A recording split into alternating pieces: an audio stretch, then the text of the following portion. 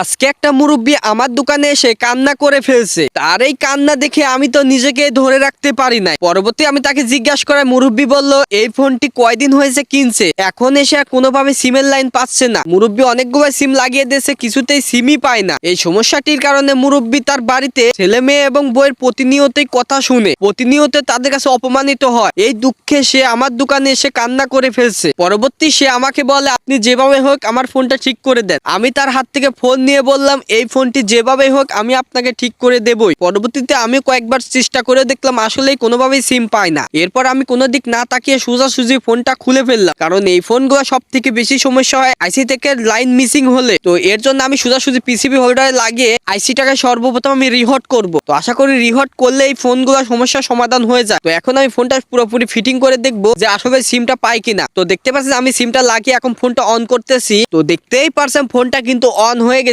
পুরাপুরি গ্রামীণ সিম এটা কিন্তু লেখা চলে আসছে, মানে কোন রকম নেটওয়ার্ক সমস্যা নাই। এর আগে কিন্তু কোনোভাবে সিম পেলো না। ফোনে সিম পাওয়া দেখে মুরব্বী এত পরিমাণে খুশি হয়েছে, তার খুশি দেখে আমি তো সবকিছুই ভুলে গিয়েছি। আপনাদের কাছে যদি আইটেল অথবা কোনো ফোন নতুন অবস্থায় যদি সিম না পায়, সর্বপ্রথম আপনারা আইসিটা রিহট করবেন, না হলে অবশ্যই রিভলভ করবেন, 100% কাজ ওকে হয়ে যাবে।